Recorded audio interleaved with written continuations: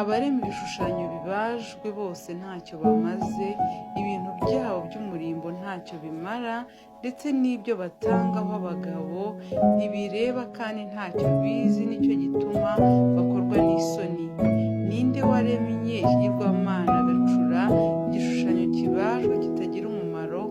Dore bagenzi be bose bazakorwa n'isoni, abanyabukorikori babyo ni abantu gusa. Bose nibateranire hamwe bahagarare, bazagira ubwoba, isoni zizabakorera hamwe. Umucuzi yenda icyuma akakivugutira mu makara, akagicurisha inyundo, akakirambura n'ukuboko kwe gukomeye, nyamara iyo ashonje acika intege, atanywa amazi akaraba.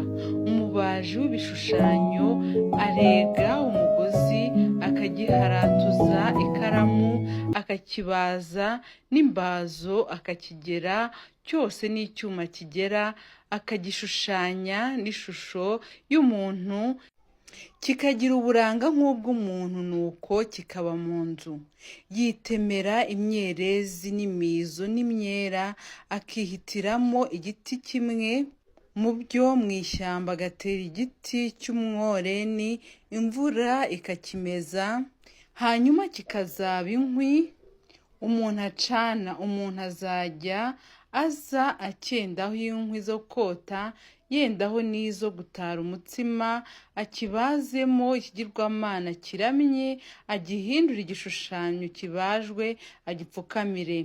Ingere yacyo imwe ayicanisha umuriro, indi ngere akayokesha inyama, akayirya agahaga, kandi acyota akavuga ati, ararara, nshize imbeho, mbonye umuriro.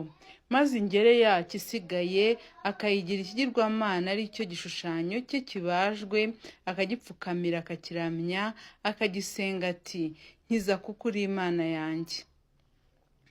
Ntacyo bazi kandi ntacyo batekereza, kuko yabahumye amaso ntibabashe kureba, ikabanangira imitima ntibabashe kumenya. Ntawibuka, ntawumenya ngo ajijuke avuga ati, ingere yacyo imwe nayicanishije umuriro, amakara nyatarisha umutsima, nyotsaho n'inyama ndayirya. Mbese ingere yacyo isigaye nayihindura icyo kuziririza, ngapfukamira ingere y'igiti? Uyu muntu arya ivu, ayobejwe n'umutima wibeshya, ntabasha gukiza ubugingo bwe. Ntarushye yibaza ati, mbese icyo mfite mu ntoki si ikinyoma? Iri ni ijambo ry'Imana dusoma muri Yesaya ibice 44, duhereye ku murongo wa 9 kugeza ku murongo wa 20. Nimwakire neza ijambo ry'Imana.